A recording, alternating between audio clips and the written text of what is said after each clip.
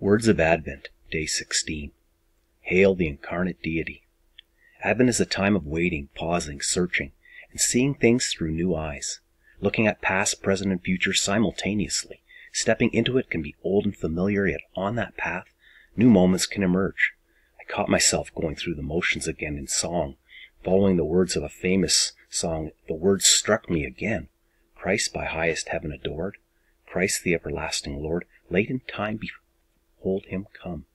Offspring of the favored one, veiled in flesh the Godhead see. Hail the Incarnate Deity. The past, present, and future converge in this short verse. Christ the everlasting Lord, the eternal Word of past, veiled in flesh the Godhead see. Present to people in the first century, with us now by the Spirit, and then our phrase, Hail the Incarnate Deity.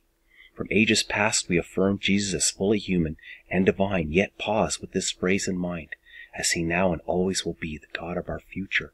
The invisible God becomes visible.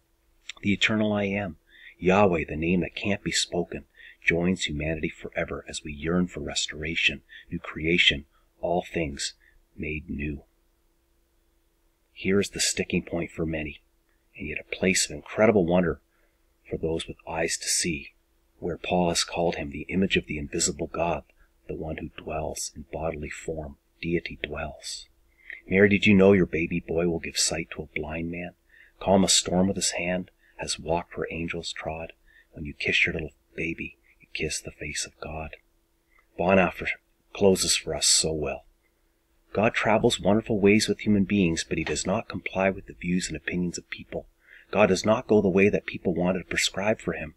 Rather, his way is beyond all comprehension, free and self-determined beyond all proof, where reason is indignant, where our nature rebels, where our piety anxiously keeps us away. That is precisely where God loves to be. There he confounds the reason of the reasonable. There he aggravates our nature, our piety. That is where he wants to be, and no one can keep him from it. Only the humble believe him and rejoice that God is so free and so marvelous, that he does wonders where people despair, that he takes what is little and lowly and makes it marvelous.